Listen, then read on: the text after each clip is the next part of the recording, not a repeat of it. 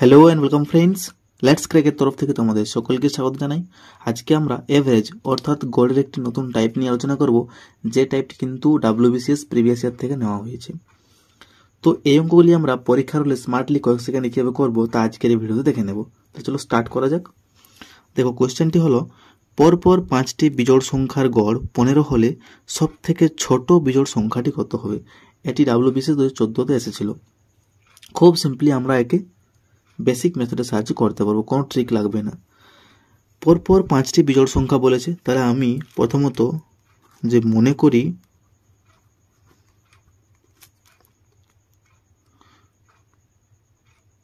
একটি বিজোড় সংখ্যা ধরে নিই। প্রথমে একটি বিজোড় সংখ্যা হলো x। তাহলে আমাদের এখানে লক্ষ্য করতে হবে, এখানে বলেছে 5টি বিজোড় সংখ্যা। আচ্ছা, 5টি বিজোড় সংখ্যার সিকোয়েন্স আমাদের কেমন চলে? কারণ যখনই আমরা বিজোড় সংখ্যা ধরি, তাহলে দেখো, যখন 2-এর পর 3 রয়েছে, 3-এর পর কী হবে? 5 হবে, 5-এর পর হবে 7, 7-এর পর হবে 9, 9-এর পর হবে 11, অর্থাৎ এক ঘর এগিয়ে যাচ্ছে।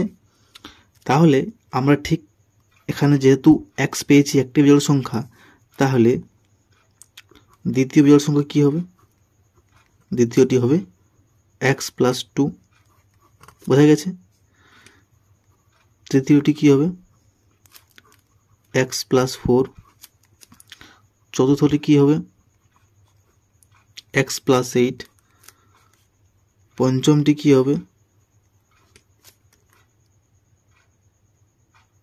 x প্লাস, সরি, এখানে 8 লিখে নিয়েছি আগে, তাহলে এখানে হবে x প্লাস 6। এটি এমন মিস্টেক হয়ে গেল। এটি হবে পঞ্চম হবে, আর এটি হবে চতুর্থ। বোঝা গেছে? একটু বাই মিস্টেক হয়ে গেছিল। এরপর দেখো, আমরা সংখ্যাগুলি পেয়ে গেলাম না, 5টি কি পরপর বিজোড় সংখ্যা পেয়ে গেলাম।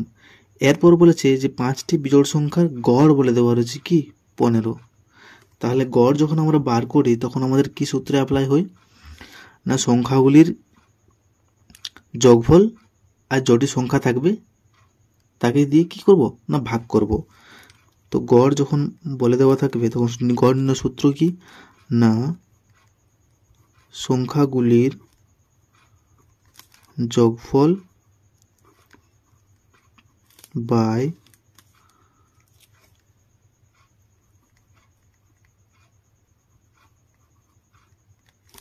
সংখ্যার পরিমাণ। তাহলে যোগফল করে নিই। এখানে x হলো plus x plus 2 plus x plus 4 plus of x plus 6 plus of x plus 8 by নিচে কত হলো? নিচে হলো সংখ্যা। কটি সংখ্যা রয়েছে? 5টি সংখ্যা রয়েছে। তাহলে এখান থেকে আমি কত পেলাম? না, এখানে হলো 5x প্লাস যদি যোগ করি তাহলে 20 হলো, নিচে হলো 5। এরপর আমি শর্তানুসারে লিখতে পারি। এখানে দেখো, বলে দেওয়া রয়েছে যে 5টি বিজোড় সংখ্যার গড় 15।